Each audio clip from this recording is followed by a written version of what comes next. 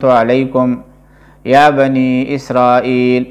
اے بنی اسرائیل، اذکروا، یاد کرو، نعمتی التی، میری وہ نعمت، انعمت علیکم، جو میں نے تم کو عطا کی تھی، وَأَوْفُوا، اور پورا کرو، بعہدی، جو عہد تم نے مجھ سے کیا تھا، اوفی بعہدکم، میں بھی تم سے کیا ہوا عہد پورا کروں گا، وَإِيَّايَ فَارْهَبُونَ، اور تم صرف مجھ ہی سے ڈرو۔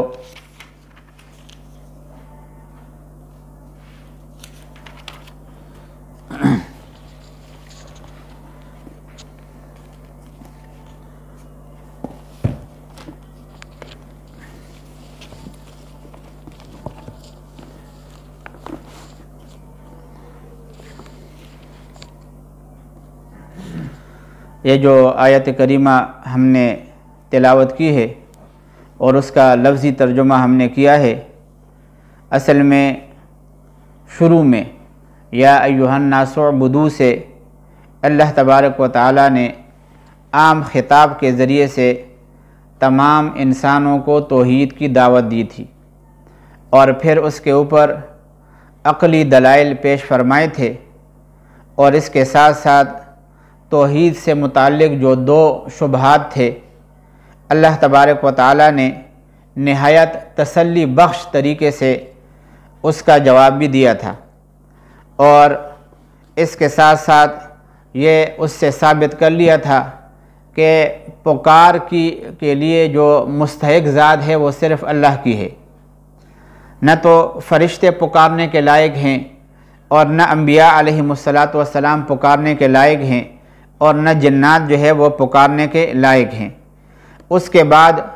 پھر اللہ تبارک و تعالیٰ نے پوری گفتگو کا رخ یہودیوں کی طرف پھیر دیا، کیونکہ نبی کریم صلی اللہ علیہ وسلم نے جب مدینہ طیبہ کی طرف ہجرت فرمائی تھی تو مدینہ طیبہ کے اندر یہودیوں کی ایک بہت بڑی تعداد آباد تھی، تو سورہ بقرہ اللہ تبارک و تعالیٰ نے یہ پہلی سورت جو ہے وہ مدینہ طیبہ کے اندر نازل فرمائی۔ اب یہ جو یہودیوں کی آباد تھی اس میں مختلف قسم کے لوگ تھے، بڑے بڑے جاگیردار رئیس اور نواب بھی تھے،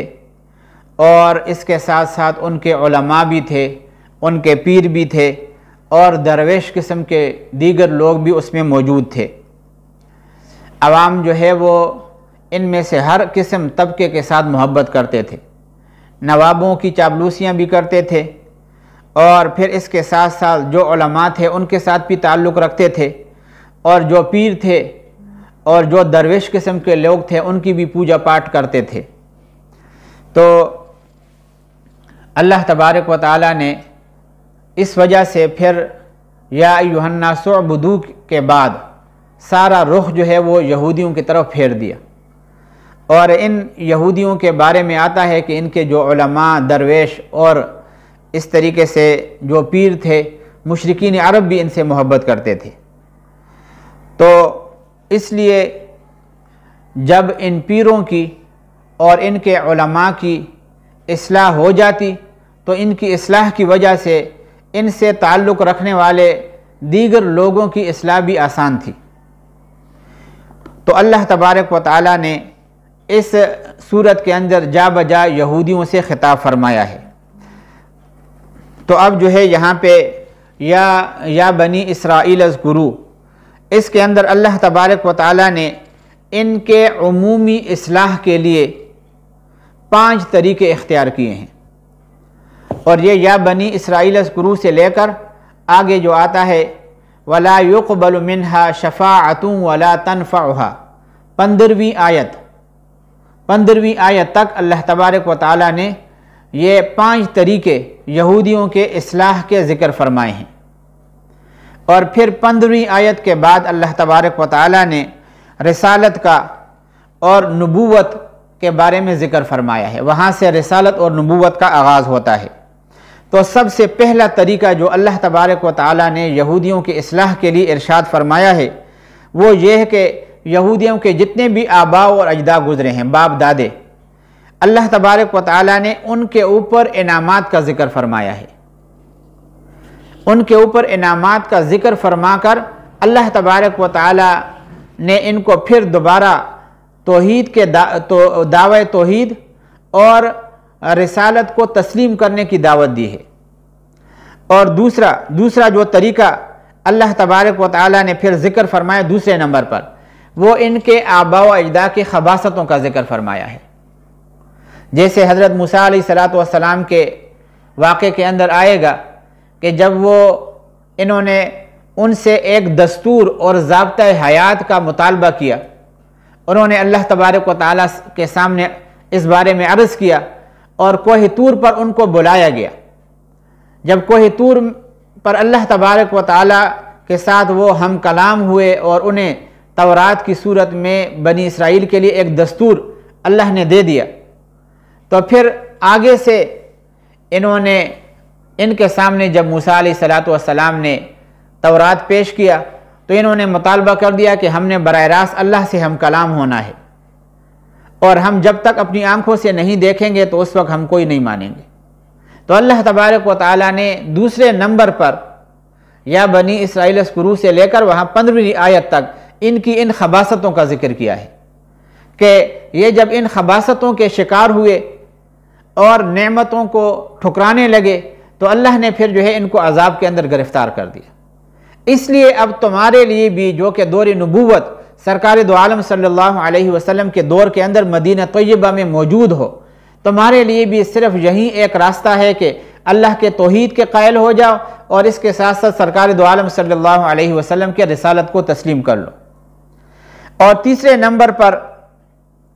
اللہ تبارک و تعالیٰ نے نبی کریم صلی اللہ علیہ وسلم کے دور کے اندر موجود یہودیوں کی بدعمالیوں کا ذکر فرمایا ہے کہ یہ کتنے بدعمل تھے۔ پہلے تو جو ہے نا یہ بڑے ہی دعائیں مانگتے تھے اور تورات کے اندر کہتے تھے کہ ہم نے پڑھا ہے کہ نبی آخر الزمان آئے گا، اس کے یہ اوصاف ہوں گے، اور جب وہ تشریف لائے گا اور اللہ جو ہے اس کو مبعوث فرما دیں گے تو ہم سب سے پہلے اس کے اوپر ایمان لائیں گے، اور پھر جو ہے انہوں نے ایمان لانے سے انکار کر دیا۔ تو یہ تیسرے نمبر پر اللہ تبارک و تعالیٰ نے موجودہ بنی اسرائیل جو سرکار دو عالم صلی اللہ علیہ وسلم کے دور میں تھے ان کی بدعمالیوں کا ذکر فرمایا ہے۔ اور چوتھے نمبر پر اللہ تبارک و تعالیٰ نے فرمایا ہے کہ یہ ان کی جو بدعمالیاں ہیں وہ تو اپنی جگہ پر، جیسے کبھی کبھی معاشرے کے اندر کسی برے انسان کے بارے میں کہا جاتا ہے نا کہ دیکھو اس کی ساری زندگی آپ لوگوں کے سامنے ہے، یہ جو کرتا ہے سب کو معلوم ہے، لیکن یہ ساری چیزیں ایک طرف آگے جو انہوں نے یہ بڑا کارنامہ کیا ہے، یہ کسی کو قتل کیا ہے یا کوئی اور بڑا خطرناک قسم کا کام کیا ہے تو کہا جاتا ہے جرگہ ہو یا ویسے ہی کہا کہ یہ دیکھو یہ اور بدعمالیوں کو اپنی جگہ پہ یہ اس نے جو کام کیا ہے۔ تو یہ چوتھے نمبر پر اللہ تبارک و تعالیٰ نے یہودیوں کے بارے میں فرمایا کہ ان کی بدعمالیاں ایک طرف، اب جو ہے نا وہ صرف یہ دیکھا جائے کہ ان کے جو باپ دادے گزرے ہیں انہوں نے صرف انبیاء کو جھٹلایا ہی نہیں، ان کو قتل بھی کیا، ان کو قتل بھی کیا اور ان کو جھٹلاتے بھی رہے۔ اللہ تبارک و تعالیٰ نے یہ چوتھی اصلاح کے لیے ان کے طریقے کو اختیار کیا ہے، اور پانچویں ان کے اصلاح کے لیے یہ طریقہ اللہ تبارک و تعالیٰ نے بیان فرمایا ہے کہ یہ جو موجودہ بنی اسرائیل تھے، بنی اسرائیل یہودی ہیں، اللہ کے نبی صلی اللہ علیہ وسلم کے دور میں موجود تھے، کہا کہ ان کا حال یہ تھا کہ وہ کہتے تھے کہ جب نبی آخر الزمان آئے گا تو ہم ایمان لائیں گے، اور جب آپ صلی اللہ علیہ وسلم تشریف لائے تو اس کو جھٹلانے لگے اور اس کی مخالفت کرنے لگے۔ یہ پانچ اللہ تبارک و تعالیٰ نے ان کے اصلاح کے لیے طریقوں کو پیش فرمایا ہے، اور ابھی یا بنی اسرائیل سے اللہ تبارک و تعالیٰ نے ان یہودیوں کے سامنے 8 اوامر رکھیں، 8 اوامر یعنی 8 وہ باتیں کہ جن کو کرنے کا اللہ تعالیٰ نے ان کو حکم دیا ہے، اور 4 نواہی رکھے ہیں یعنی 4 ایسی باتیں کہ جن سے ان کو منع کیا ہے۔ تو اب دیکھیے، یہ سب سے پہلے یہ یا بنی اسرائیل، اب یہ جو بنی اسرائیل ہے نا، بنی اسرائیل، یہ اسرا کا معنی ہے عبد، بندہ، اور ایل کا معنی ہے اللہ۔ تو یہ حضرت یعقوب علیہ السلام کا لقب تھا۔ اس کا معنی ہے اے اللہ کے بندوں کے بیٹو، یعنی اے بنی اسرائیل، اے یہودیو، اذکرو، یاد کرو۔ یہ اذکرو سے پہلا امر ہے۔ مفسرین نے ذکر کیا ہے کہ حضرت ابراہیم علیہ السلام کی 2 بیویاں تھیں، ایک کا نام تھا سارہ، یہ حضرت ابراہیم علیہ السلام کی چچا زاد بہن تھی، اور حضرت ابراہیم علیہ السلام کے نکاح کے اندر تھی۔ ان سے ایک بیٹا پیدا ہوا تھا، اس کا نام تھا اسحاق، جو حضرت اسحاق علیہ السلام اللہ نے ان کو بھی پیغمبر بھیجا۔ اور دوسری بیوی کا نام تھا ہاجرہ، اس کے بطن سے اللہ تبارک و تعالی نے اسماعیل علیہ السلام کو پیدا فرمایا۔ تو اسحاق علیہ السلام سے یہودیت کی نسل چلی۔ یعقوب علیہ السلام حضرت اسحاق کے اولاد میں سے تھے، ان کے بیٹے تھے، اور اسماعیل علیہ السلام کی اولاد میں سے سرکار دو عالم احمد مجتبی محمد مصطفیٰ صلی اللہ علیہ وسلم تھے، اور یہ وہ پہلے بچے ہیں، ابراہیم علیہ السلام کے بیٹے ہیں اسماعیل علیہ السلام، اور ان کی ابراہیم علیہ السلام کی بیوی حضرت ہاجرہ، کہ جن کی وجہ سے اللہ تبارک و تعالیٰ نے مکہ المکرمہ کے آباد ہونے کی بنیاد رکھی۔ تو ان سے اسماعیل علیہ السلام سے نبی کریم صلی اللہ علیہ وسلم کا سلسلہ چلتا ہے، اور یہودیوں کا سلسلہ حضرت اسحاق علیہ السلام سے چلتا ہے۔ تو یعقوب علیہ السلام کا دوسرا نام اسرائیل تھا، ان کا یہ لقب تھا۔ ایک روایت کے اندر ہے کہ آپ صلی اللہ علیہ وسلم کے علاوہ اور کسی نبی کے کئی نام نہیں ہوئے سوائے یعقوب علیہ السلام کے۔ اس کا ایک نام یعقوب تھا، دوسرا اسرائیل تھا، اور باقی پیغمبروں کے اور نام نہیں تھے، ان کا ایک ہی نام تھا۔ تو یہاں پہ اسرائیل کا معنی ہے اللہ کا بندہ، اور بنی اسرائیل سے یعقوب علیہ السلام کی اولاد مراد ہے۔ تو یہاں بنی اسرائیل سے ان یہودیوں کو خطاب ہے جو مدینہ طیبہ اور اس کے قرب جوار میں رہنے والے تھے۔ اب اذکروا نعمتی، اللہ تبارک و تعالی نے نہایت ہی مؤثر حکمت عملی سے انعامات کا ذکر فرمایا ہے۔ یہاں نعمتی یہ اسم جنس ہے، اس سے مراد وہ مادی اور روحانی انعامات ہیں جو اللہ تبارک و تعالی نے دولت کی صورت میں،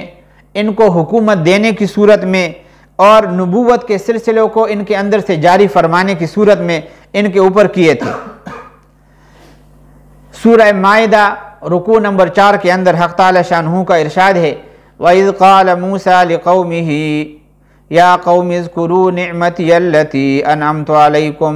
إِذْ جَعَلَ فِيكُمْ أَنْبِيَاءَ وَجَعَلَكُمْ مُلُوكًا وَآتَاكُمْ مَا لَمْ يُؤْتِ أَحَدًا مِنَ الْعَالَمِينَ۔ اس کی تفصیل انشاءاللہ آگے آئے گی۔ تو یہ پہلا امر ہے، اذکرو، کہ یاد کرو نعمتوں کو، مادی نعمتوں کو اور اس کے علاوہ روحانی نعمتوں کو۔ اور دوسرا حکم ہے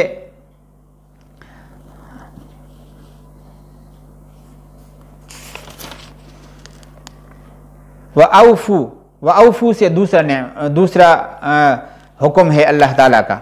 وَأَوْفُوا، اس میں یہاں پہ اللہ تبارک و تعالیٰ ان کو فرما رہے ہیں کہ میرے ساتھ جو عہد تم نے کیا تھا تم اسے پورا کرو، تو جو عہد میں نے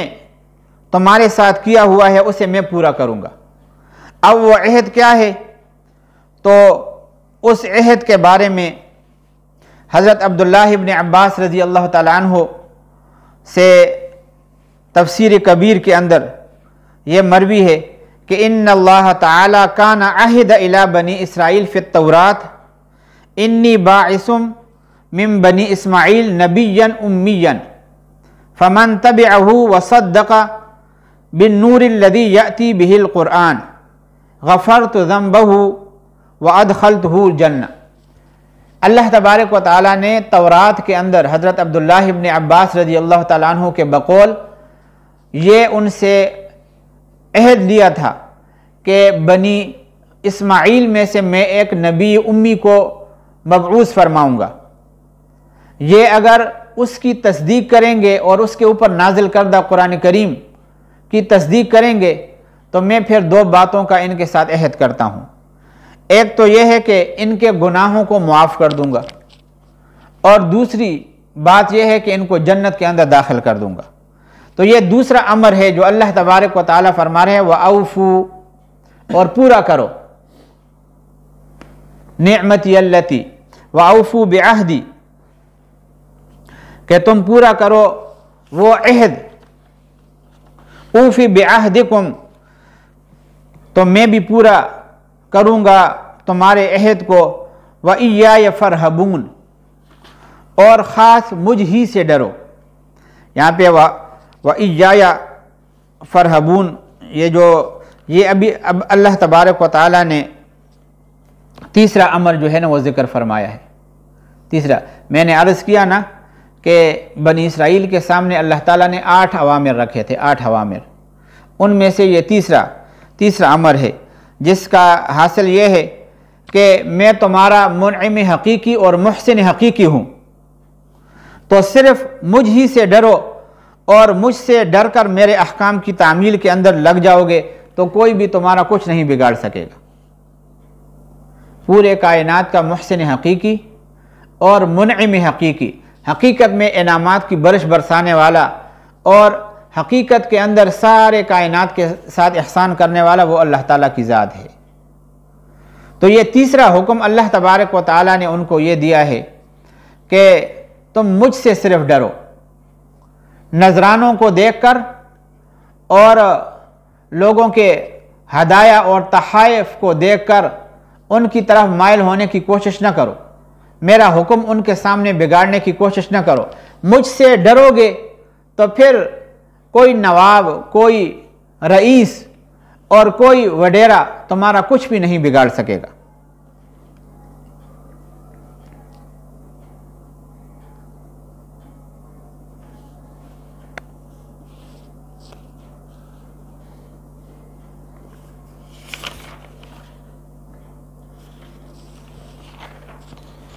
آگے یہ دوسری آیت کا ترجمہ بھی اب ہم کرتے ہیں، پھر اس کی تشریح کرتے ہیں۔